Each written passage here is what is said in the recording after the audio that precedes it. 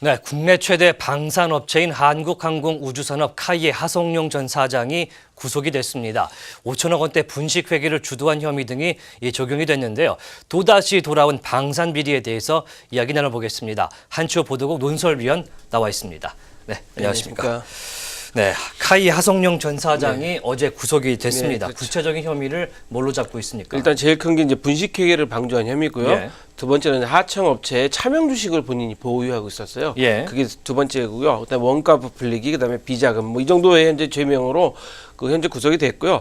본인은 그 분식회계에 대해서는 부인하고 있다고 그래요. 예. 근데 이게 중요한 게 뭐냐면 이런 것들이 카이의 사실은 지배구조와 좀 중요하게 연결되는 거기 때문에 카이는 실질적으로 어떤 대주주가 지금 현재 제대로 경영을 하고 있는 상태가 아니라 그 정부에서도 일부 지분을 갖고 있고 막 나눠져 있는 상태이기 때문에 사실상 주인이 없는 기업이기 때문에 아마 이런 일이 생긴 것 같습니다. 예, 우리나라 국산 기동 헬기라고 불리는 수리온 헬기에 대한 이 감사 내용이 좀 부실했다. 이게 문제가 됐다. 이렇게 내용도 나오고 있는데 자세하게는 어떻습니까?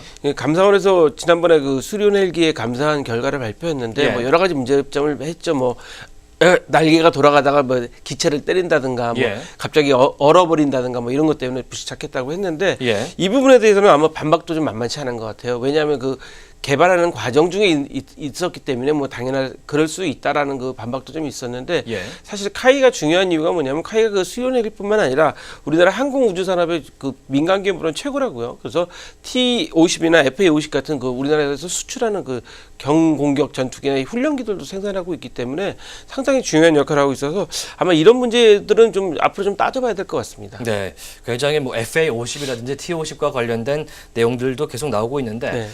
궁금한 것은 왜 이렇게 방산 비리들이 사라지지 않고 수년간 혹은 수십 년간 이어져 오고 있는 걸까요? 이게 방산 비리가 계속되고 있는 예. 거는 구조적인 문제인 것 같아요.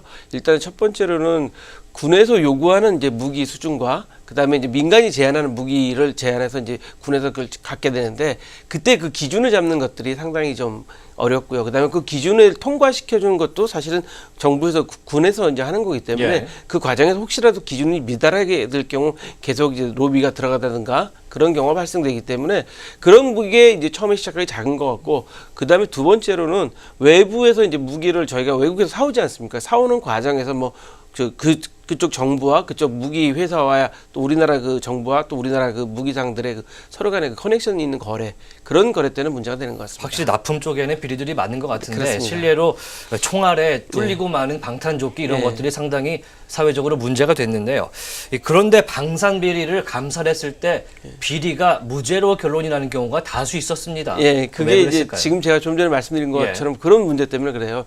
예를 들어서 어떤 그 저희가 얼마 전에 저희 수리온 헬기를 얘기했지만 수리온 헬기에 관련돼서는 현재 이 부분은 현재 그 테스트를 더해서 보완하겠다 했는데 그런 부분을 이제 책임자가 그 정책적으로 결정을 했느냐 아니면 어떤 다른 로비를 받고 결정을 했느냐 이거에 따라 달라지는 거거든요. 예. 근데 만약에 그 문제를 갖다 정책적으로 결정했다 그러면 법적으로 문제가 된다고 되는 게 상당히 낮아지기 때문에 예. 그래서 무죄 사건이 많이 나오는 겁니다. 특히 뭐 최근에 중고 시누크 헬기 사건 네, 같은 경우에는 그렇죠. 정책적인 결정이었다 이런 얘기들이 나오면서 뭐 책임 소재를 가리기가 어렵지 않습니까? 그게 중고 시누크 헬기 사건 같은 경우는 자세히 뜯어보면 예. 우리나라가 50년 된 미국의 그 헬기를 사왔다 비싼 예. 값에 하는데 사실은 그게 이제 우리나라가 그 시누크 헬기를 쓰려고는 기간이 뭐 15년 뭐 이 예. 정도뿐이 안 되기 때문에 저희가 그 알맞는 가격을 산 거고요. 그다음에 그 뜯어보면 사실 헬기라는 것들은 계속 그 정기적으로 완전 분해했다가 다시 그 만들거든요. 특히 엔진 부분 이런 데는 안전 예. 때문에 다시 하기 때문에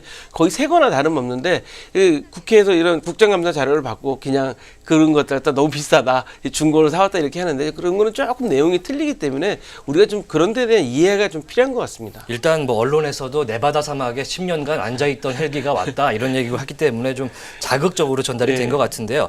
이렇게 장기간의 무기 도입 과정에서도 많은 문제들이 발생을 하고 있습니다. 특히 뭐 전력화까지 시간이 굉장히 오래 걸리지 않습니까? 원래 무기라는 게 이제 처음에 이제 민간이 제한도 하고 군에서도 이러이러한 조건의 무기를 좀 만들고 싶다라고 이제 했을 때 예. 그 단계에서부터 이제 시작 단계에서부터 최고 전력화되는 데까지는 거의 10년도 걸리는 경우가 많이 있죠. 예. 특히 이제 전투기처럼 그 정밀한 무기 같은 경우는 10년도 더 걸리기도 하고요. 그래서 우리가 저기 미국에서 예를 들어 전투기를 사오면서 그거에 따른 기술 이전을 저희가 요구하기도 하기 때문에 예. 그 과정에서 과정마다 그 저희가 결과도 봐야 되고 거기에 대한 평가도 해야 되기 때문에 만약에 기준을 조금이라도 충족하지 못한다면 그 저희가 다시 못 쓰는 거지 않습니까? 그 과정에서 조금이라도 로비가 들어간다든가 그런 문제가 발생하게 되는 거죠. 예. 그렇다면 이런 방산 비리들을 없애려면 좀 어떤 조치를 취해야 될까요? 뭐 제가 이제 방산 전문가는 아니지만 이렇게 예. 일반적인 저희가 시스템을 고치는 거라고 한다고 할 수 있는 거면 예. 일단 방산을 잘하는 그 전문가들 좀 많이 좀 그 배출해야 될 것 같아요. 그건 특히 그 공무원들이 좀 그런 분들이 좀 많아야지 그거를 제대로 이해하고 좀 이끌어갈 수 있을 것 같고요.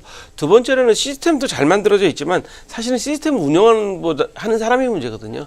시스템이 아무리 잘 돼 있어도 시스템 운영하는 사람이 제대로 돼 있지 않으면 안 되는데 그거는 첫 번째로 방산하시는 분들은 국가 간이 좀 투철해야 되고요. 예. 두 번째로는 사명의식도 좀 있어야죠. 왜냐하면 그렇군요. 그 우리나라 이 무기로 나라를 지키는 거지 않습니까? 그렇기 때문에 그런 투철한 국가관과 사명감이 있는 사람들 좀 많이 좀 배출해내는 게 중요하다고 생각합니다. 네, 방산 비리가 좀 척결이 됐으면 좋겠습니다. 지금까지 한치호 논설위원과 끊이지 않는 방산 비리 짚어봤습니다.